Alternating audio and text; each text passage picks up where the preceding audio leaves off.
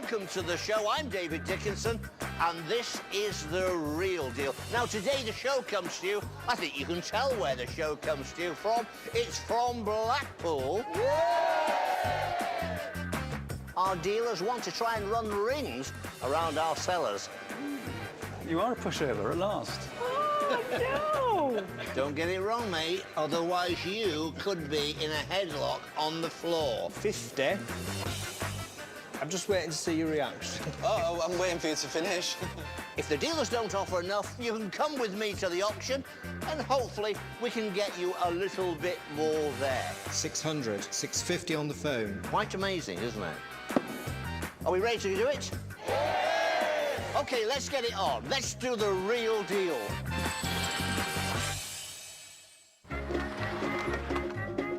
We're in the Las Vegas of the North. A Blackpool's answer to the Bellagio. David's already entertaining our crowd.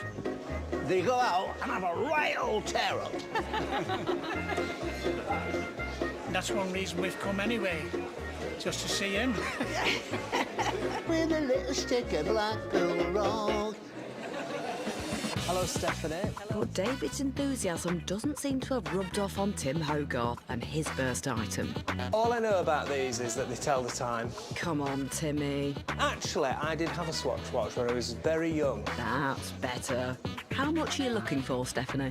I'd very much like £150 or more for them. Swatch watches? Yes. You must be an avid collector. Indeed, yes. Is this just part It's of part of the collection, yes. How many have you got? Well, probably about 50 altogether. Have you? What attracts you to a Swatch watch? Well, it's such fun to wear and they're reliable. Very Very reliable. comfortable. Swiss-made. Yes. Some of these watches can be quite valuable, can't Yes. they? And you get, like, big designers, like Vivienne Westwood. right. So these are the ones that you're sort of wheedling out a little bit, aren't Yes, yes. I think they'll be a good start to somebody that's collecting. They're very colourful and they're very bright. Yes. And I think this one, is that musical, that one? That's right. Yeah. And this one is from Harrods, That's isn't right. it? Or made for Harrods. And out of these watches, which was your favourite then, Steph? Well, I used to wear this a lot, the little doggy one. Yeah. That's quite funky, that, isn't Yes. it? Yeah. So how many have we got here? 1, 2, 3, 4, 5, 6, 7, 8. So, have you got a price in mind? Possibly. Right, are you ready, Stephanie? Yes. 50, £100. A little bit more, please. £120, Stephanie. No.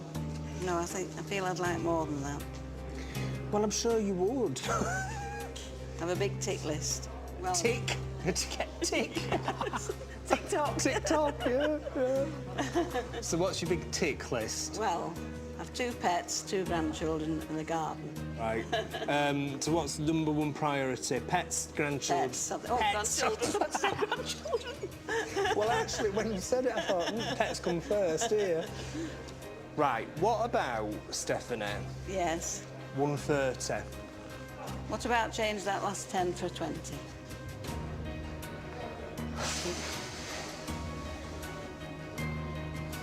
8 Swatch watches for £140.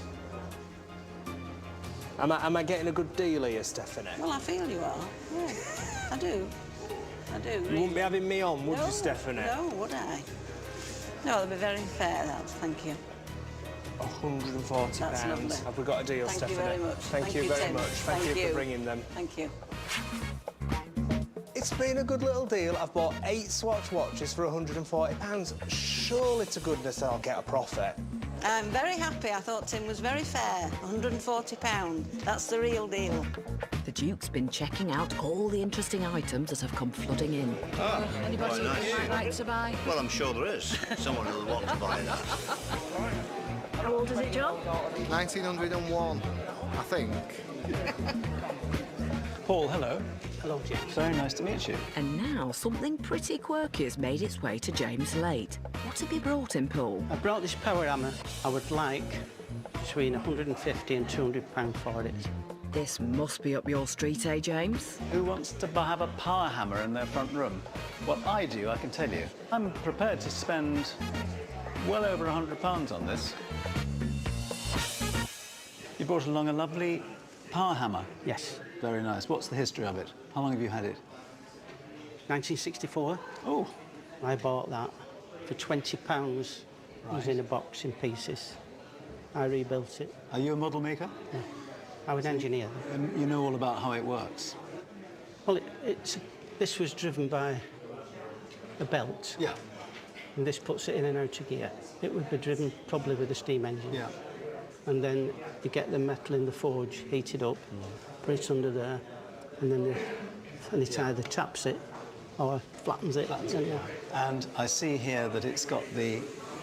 yeah, they're closed now. The maker's name, Peter Pilkington, yeah. Accrington, Lancashire. To me, the writing on here looks as if it's 20th century.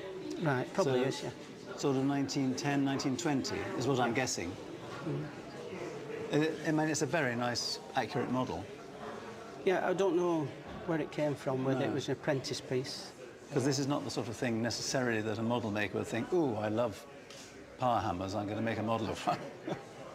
So I'm going to put some money on the table. OK. See what you think. Right. So I'd like to offer you 50, 100, 120 for it. No. You're very firm about that. Yeah. So 120 on the table, Paul. Shall we get David's advice? We go? Yes. Interesting. A power hammer. Fabulous little item. Right man for it. Quirky, interesting. So, 120 on a 1 to 150 estimate. In my opinion, not a bad offer. In fact, a good offer with no commission to be deducted. Thank you. Well, there we are. I would like to buy it, so I'm going to take this 20 away. And I'm going to put another one of these down. So that's 150, which is the top of their estimates. Yeah. What do you feel about that? I know what the estimate is, but I would like more for it. Yeah. If possible. So, if I got the 20 back out again and gave you 170, how would you feel about that? Not too far off. We're getting close, are we? Yeah. OK. Another 20. We've got 190 there. I think that leaves me a little profit. Yeah.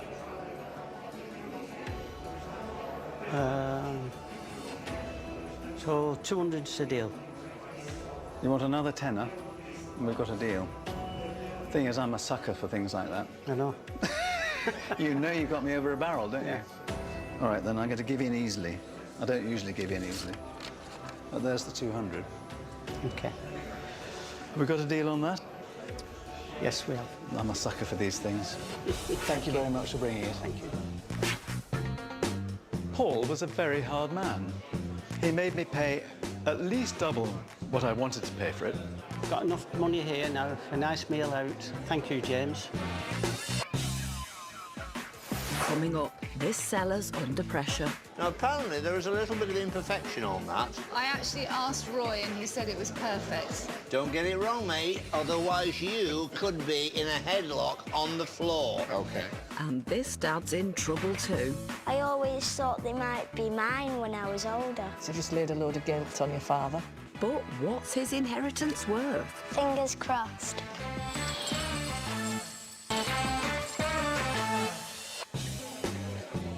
Welcome back to Dickinson's Real Deal from Blackpool. Pleased to meet you. Let's dash over to see Joe Brayshaw. These antique fire dogs are huge, but will your offer match that, Joe? Oh, I'm not confessing to anything yet. That would be telling, wouldn't it? Spoil sport. Corey and his dad Lee aren't hiding what they're after. We're really hoping to sell these today. For how much, Corey? £300. You've got your work cut out with this cheeky chappie. Who's going to tell me about these? You going to tell them about these, or shall I? OK, I'll tell you about these. We inherited these when my wife's late grandma passed away in 2006. As far as I know, she got them about 40 years earlier from a stately auction in Rossendale. OK, so, fire dogs, they look like they're probably continental, don't they? From what I'm gathered, they're probably around 1920. Yeah, they're quite a standard kind of design with this lion mask and the feet, you know, the ball and a stylised claw. They're this steel. I'm not quite sure if they've probably been chromed, haven't they? It looks that way. It does look like they've been chromed. They usually have the older ones have a longer arm at the back. Yeah. For resting logs on. Yeah. And the air could circulate underneath them. Right, OK. They're big, aren't they? They're really, really, really, really heavy. I tried to lift one up and it was like steel. It's steel. They look pretty solid to me. Of their type, they are quite a handsome design. You like them? I was very much hoping that when I was older, I always thought they might be mine when I was older. Dear me. Now then, they've just laid a load of guilt on your father. It's just they've been there for years and they're in dust and everything. What will you do with the money? Well, currently my wife's on maternity leave, so every penny counts. And I'm sure if there's any change left over, it'll be treating Corey, yes. Right, well, we'll have a little go. 20, 40, 60, 80, 100, 120, 140. Really isn't floating my boat. I was probably looking quite a lot higher than that. 160, 170. No, still not high enough. I was looking for at least 280, 300. I'm a million miles away then, so we might as well stop it now.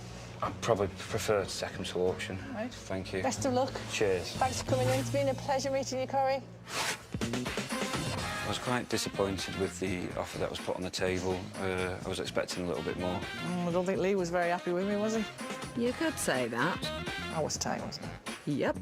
Let's hope those fire dogs bark loudly at auction. Fingers crossed. 200. Over at the sale room, today's auctioneer David Brooks is ready and waiting with those fire dogs. I think Joe's offer was a bit on the mean side. They're good, large decorators pieces, and really they should do a lot better than that. So they're coming up, and you've got a £200 reserve on them. Yes. They look very impressive, but there's a lot of work in cleaning them and doing all that. If you're lucky and sell these, where's the money going to go to? Well, I'm going to a football club called BJ and I want some new football boots. So we now know that somebody wants some new football boots. So let's see what's going to happen first of all with the fire dogs. Are they going to sell? Well, I hope so. The large fire dogs, very decorative. £300 start me, £200. Start me somewhere near. They're worth every penny of £200. Struggling. 150. Thank you. 150. I bid in the room at 150 in the room. Any further interest? No interest on the phone. No interest on the net. You've got 150 in the floor. You have a choice, and it's yes or no now, or take them home. It is on the low side, but it's your choice, sir. Yeah. Yes. The vendor says we can sell for £150. Thank you. They are cheap, but it's the only interest we've had at 150. we need football boots. £150. OK, seems the football boots might be safe. There's £150, but we've got to take commission off them. Now, whether we can get leather boots, I don't know, maybe plastic boots, or it may be boots with no laces, I'm not sure with this kind of money, but OK, take away the commission. You're going home with £123. What happened there, lads? We didn't really fancy taking him home because they weighed quite a bit and there isn't any room in the back of the car, is there? It's turning out to be a great day. The stone itself is very commercial. That would make in the region of £500 to £800. I mean, are they good? Oh, yes, they are. Oh, no, they're not. It's behind you. Roy.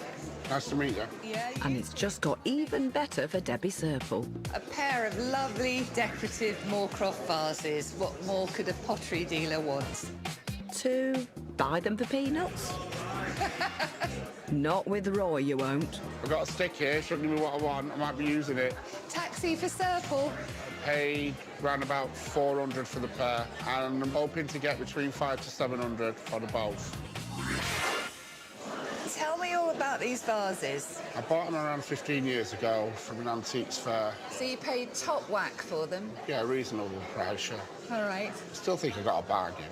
OK, we've got a pair of typical Moorcroft pieces, haven't we? Yeah, yeah. This one I would say is the more commonly seen. Yeah. The pomegranate pattern. That's right. And this one I haven't seen quite so often, and I understand it's the clematis pattern. Now, let's look at the bottom. It's great to see you've got the hand-done William Moorcroft signature, and then the impressed mark saying made in England. So all these impressed marks I would expect from an earlier piece. And by early, I mean the turn of the last century. So 1900. Yeah, 1900, there or thereabouts. And there's another one. The signature has been duplicated in a sgraffito on this one. Into a the base. sgraffito is scratched into the base. Now, how are we in terms of perfection? Is there damage? As far as I bought that with no damage at all on it, and that one, as far as I'm concerned, that it is perfect, but I'm not sure myself. Okay.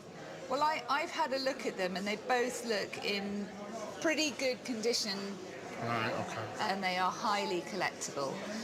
So, I'm going to guess you'll want to see the colour of my money. Please. I'm going to start with the pretty colours. Lovely. 50. 100. 150. 2. 250. 3. 350. 4. 450. 5. 550. £600. It's a good start. It's a good start. Yeah, we can do a bit more. Okay. 650. £700, Roy. That's a good price. It's a good price. It's a good price, David, he says. Well, it has puzzled me a little bit because I've just been back to my independent values who put 4 to 6 on these. Now, apparently there is a little bit of imperfection on that, which I'm told you will have already spotted. No, I actually asked Roy and he said it was perfect. That's how I bought it as perfect.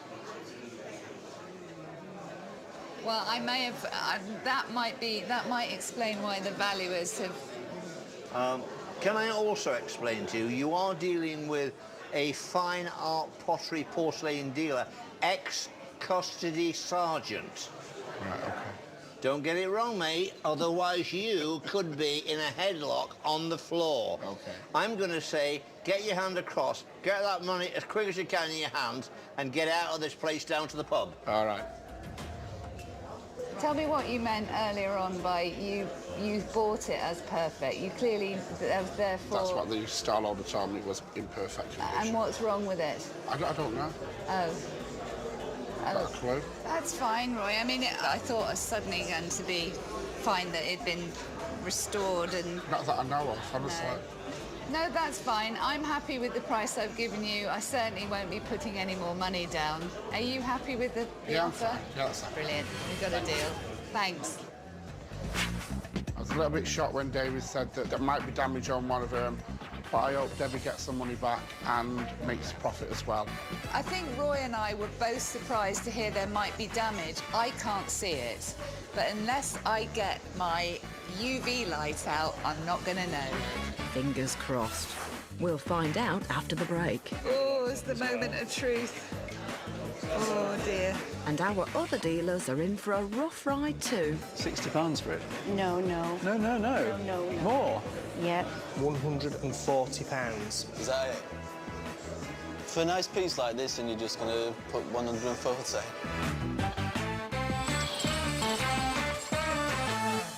Welcome back to Dickinson's Real Deal from Blackpool. After buying those Moorcroft vases for £700, Debbie's been getting jittery about the condition. If it has been restored, though, it's been very well done. Been very well done, because it's very but I don't want to be hearing that when I pay after you've already bought it. So she's called in one of our independent valuers, Aubrey, to see if he can shine some light on it with his UV lamp. If it was restored, it would show up as quite a noticeable, much darker patch. And you can see that's a really nice, even tone all the way across. Fine. Oh, you see, Serple's eyesight. I think you've done all right. Yeah. So I think I've done okay. I think you pulled it out of the bag. It's a bit of a relief because you paid a lot of money for them. Now Debbie can breathe again, it's back to business. Denise, hello. Hi. A watercolour's arrived and it looks like it's had a choppy journey. Denise thinks it's worth a bob or two. Tell us how much. About £100 to £150, and I'm hoping to get James to give me a bit more than that. Know anything about the artist, James? I know Birchall's work really very well. I've had a lot over the years. And I'm going to try and buy it because I think it's a really interesting picture. So you brought me along a little Birchall. Yes. What's the history of it? About 20 years ago, my stepfather gave me this picture, but the subject matter wasn't something I really liked, so it's ended up going into storage all of this time. About a month ago, I'm clearing my garage out for a car boot and came across this and noticed the signature in the bottom corner, and I thought, right, I'm going to research this. Because I thought it looked like it's worth more than a £5 on a car boot. Not much more. Oh. It has been in the wars, that's for sure. Yeah. But it is restorable. That's the great thing.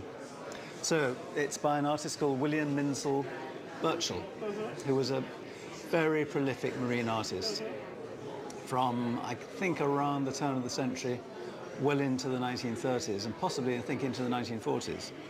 And funny enough, I grew up with two of these hanging on the wall. Did you? I think they were my grandfathers who loved marine paintings. Do you want a third? Well, I might.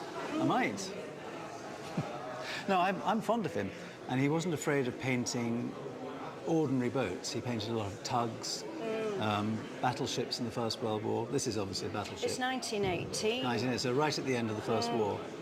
And I quite like the fact that really the ship is almost secondary. It's kind of looming out of the Yeah, it's like a ghost in the water. It is, yeah. You're quite happy to get rid of it. Yes, yeah.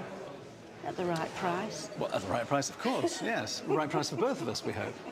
And what are you going to do with the money if I manage to buy it? Well, my youngest daughter needs her room redecorating and furniture and carpets. Furniture as well. Oh, steady on.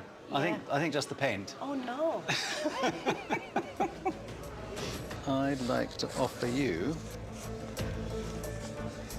20, 40, £60 for it. That'll buy you gallons of paint. No. No. No. More? Yeah. Don't forget I've got to spend quite a lot on it. But anyway, we won't give up just yet. I'll put another one down, so that's 80. Got to take David's advice now? Yes, I would like David's advice, please. Well, this artist is known. I've got 100 to 150. I think that's a realistic offer. It could well be you could get more at the auction. There is some work to be done on this to put it into a saleable condition, which doesn't make it easy to sell, so leave it with you. All right, thank you. So there we are. Have you got a bit more? I've got a little bit more. Another one of them. I was thinking more of one of them. £90. Oh, 100 and it's yours. We've got a deal at 100, have we? Yeah. You are a pushover at last. Oh, no! No, OK. Well, reluctantly, I'll put 100 down so that we can have a deal. Yes, I'll take that. Very good. Thanks Thank very you. much for bringing it. I'm Okay, glad you thanks. rescued it from So am I. destruction. Well, I managed to buy it within my price bracket, so I'm very pleased to have it. And Denise, of course, has got £100 now, which she didn't have yesterday. I will spend this towards my daughter's new bedroom, and I'll probably get a new carpet with it if I'm lucky. Across the den, Hiya, welcome to Dickinson's Real Deal. I'm very well, thank you. an agate pendant and gold chain are brightening up Timmy's day. There's one thing that's guaranteed to whet Timmy's appetite in the dealer's den, and that's a bit of gold. Mark my words, this is coming home with me. Not so fast, Mr. Hogarth. Pete's feeling confident he can take you on. Oh, I'll just do a little bit of talk the talk. Tell him it's vintage style, it looks really good, it's got nice class to it. And he picked it up for a bargain. Yeah, I paid £20 for it. Got a good feeling about this one. Now, a little birdie tells me that you are a little bit of a dealer. Well, I try to be. So you've brought in a 9-carat gold necklace with a pendant. The chain is fairly standard 9-carat gold. Yeah, that's right. But the pendant's quite nice, actually. Yeah. So it's set with, like, a hard stone. I'm not sure what that is, whether it's like a serpentine or something like that. Yeah. And that's a type of agate there. Yeah, that's right, in that side of it. But they're nicely polished and cut, and then it's got... Yeah, the hallmark. The hallmark on there, 375. So 375, 9-carat gold, which is the lowest standard of gold we have here in the UK. Yeah. So a nice clean hallmark. Looking at it, I would date it to sort of like the 1990s, that sort of period. 1990s, yeah. Do you not think the hallmark on the chain, the 0375, is slightly older than the hallmark on the pendant? I would think it probably within a few years. To be honest, it's not going to make a huge amount of difference. I think it's still a really, really nice piece, and I think it's got a lot of class to it, and it's really unusual. You're a good salesman, you, aren't you? I try to be. So, you've got a shop, obviously. Yeah, I have, yeah. So I've got my work cut out with you, haven't I, really, Pete? Look, we'll see. We'll see. We'll see. So, when you bought this item, did you weigh it? Did you weigh the gold? I weren't quite sure about the chain because it was an 0375, and it had not got an actual hallmark like on the actual pendant.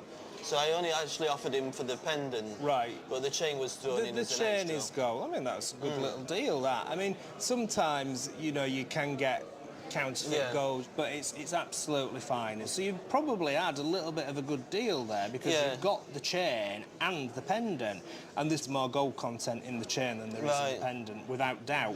Right, money, Pete. Are you ready? Oh, go on then. Are you sure? Yeah, let's see what you're going to say. Let's see the readies. 50. I'm just waiting to see your reaction. Oh, I'm waiting for you to finish. Oh, well, I haven't started yet. 100. 120. £140. Is that it? For a nice piece like this, and you're just going to put 140? It's not an antique piece of jewellery, Pete, you know. Well, I can hear that from a distance. It would seem, if this is not an antique piece, which it probably isn't, then the precious metal value is where the real value may be. I've got 250 to 350, purely an estimation, but we have, in gold alone, in precious metal, we have £270 for the 9-carat, not allowing for the agate. We've been careful to weigh the chain and to estimate the surround. At the moment, it's just the opening. I'm sure Tim will put down more. Thanks. Right, Pete. So, I'm going to take that away. 150, 200, 250, £270. I still think it's worth slightly more to a collector. put another one down and we could be looking at a deal. £280. I'd go for the 5s. No. I think you should be looking at a minimum of 3. I tell you what, £290, that's your lot. Call it 3 and we'll shake hands.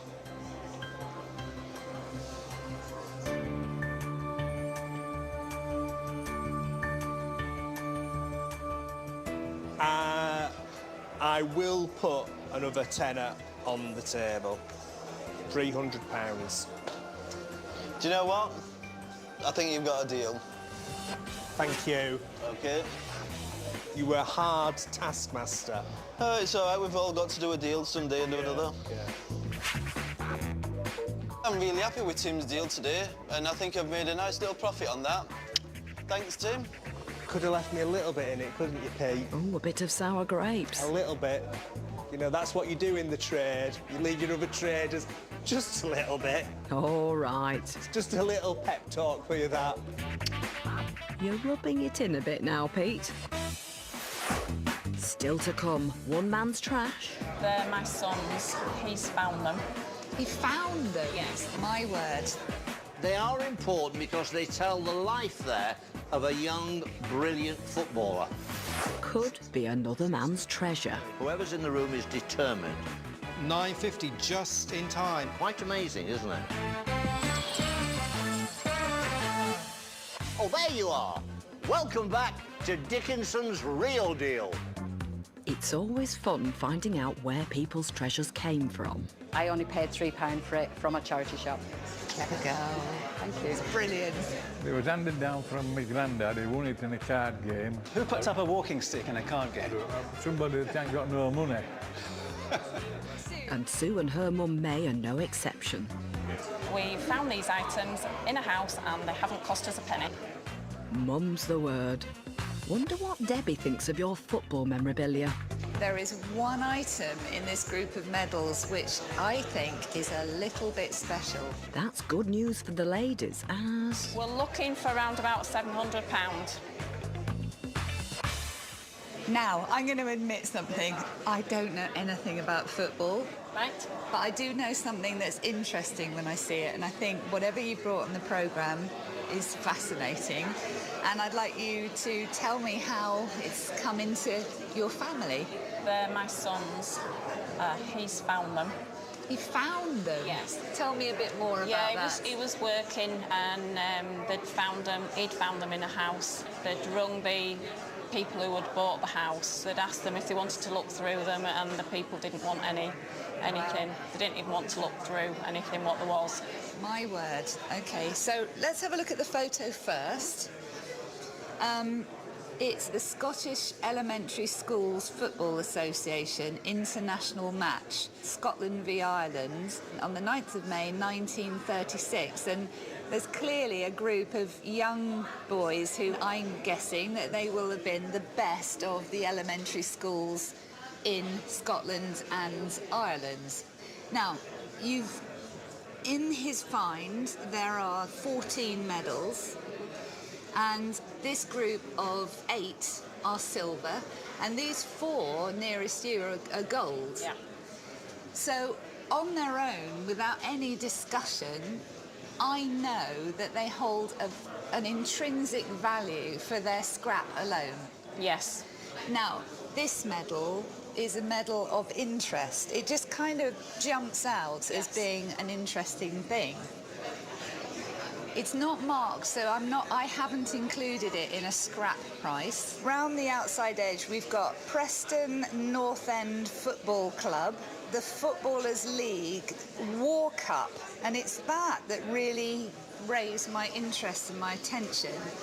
And on the back, the Footballers' League NS champions, the Football League War Cup winners, season 1940 to 41, and the name of the player, Andrew McLaren. Yeah.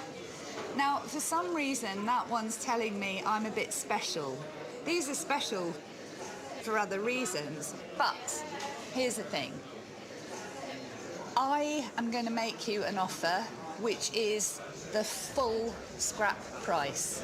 So, before I hear what you have to say, I'm going to simply do that.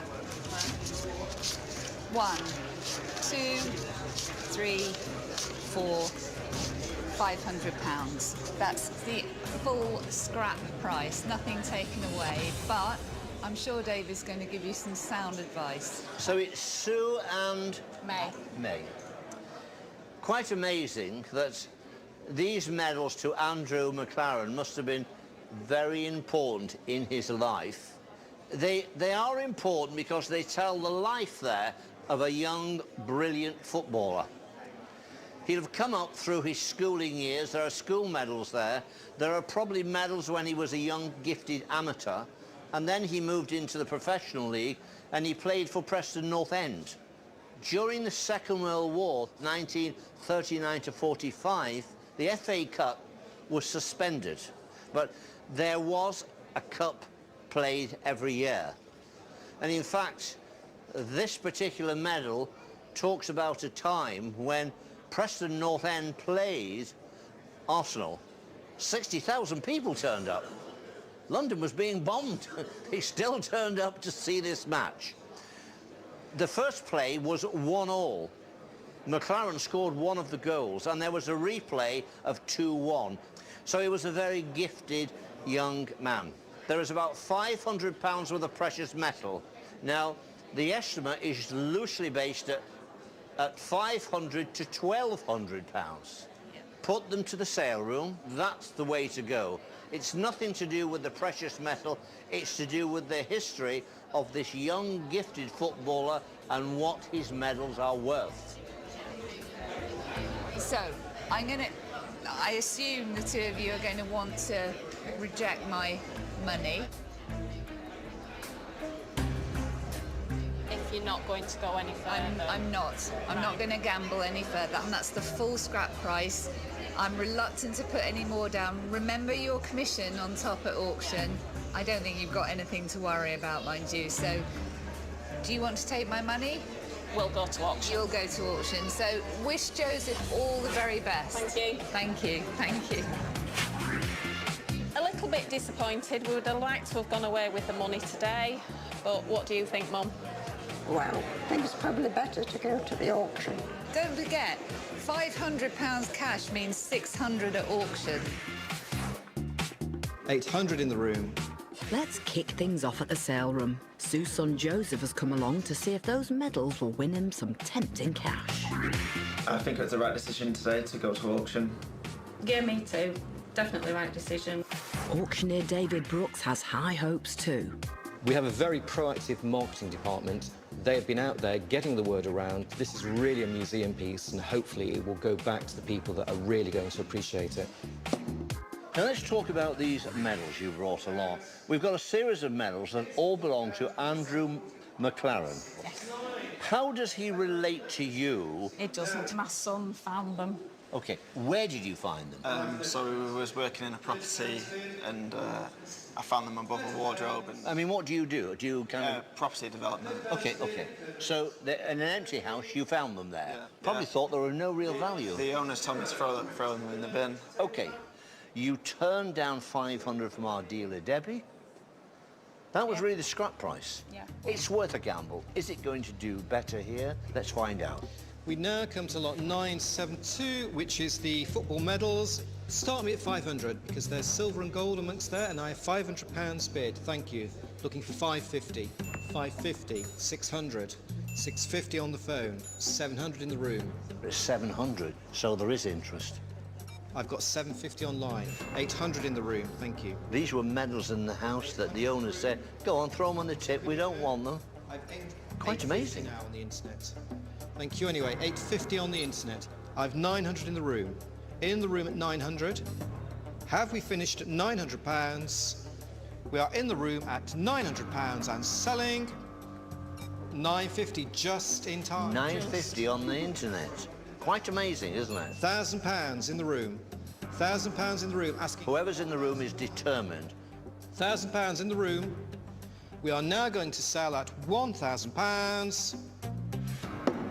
Right, well, it's a terrific result. £1,000 there's commission to be taken off, quite a big chunk of change. Result, £1,000, 820. Must be delighted. Yeah, very happy with that. It's going to go a long way to a ski trip, I think. So, is there a bit of sharing with Mum here, do you think? Or is it all down to Son, I'm going skiing? I might get lunch on the way home. She's been eyeing up the cakes in the back, so... OK. All right, so it looks like a bit of skiing on the day.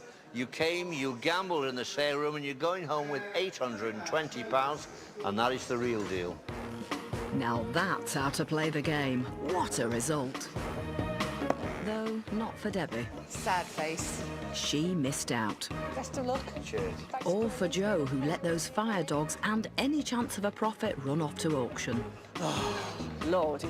So, what about the things you dealers actually bought? What's wrong with it? I don't know. Debbie was worried about Roy's Moorcroft. Aubrey, I think we're going to be OK. I think you've done all right there, Debbie. But despite them being in tip-top condition, they still haven't sold. Can I just go home? I'm a sucker for these things. So could James do any better? Not with the hammer. And the painting is waiting to be framed. It's all down to Tim. He was confident about those swatches. Surely to goodness I'll get a profit. Ka-ching. But he was very worried about the chain and pendant. I think you rang every little rhythm of profit out of it. Not every rhythm. Just got one little message to say to you, Pete. Timmy made a profit. Yes, but only 45 quid between you. Not exactly megabucks. But it was for the people of Blackpool. 200. I bought it for £20. £300 for a chain that cost me 20. Paid round about 400 for the pair. And the biggest winner was Joseph and his football medals, which didn't cost him a penny. What a result, back of the net. Great deal, real deal. Don't forget to join me, David Dickinson, next time for Dickinson's Real Deal. Da da da da da da da da da da da da da.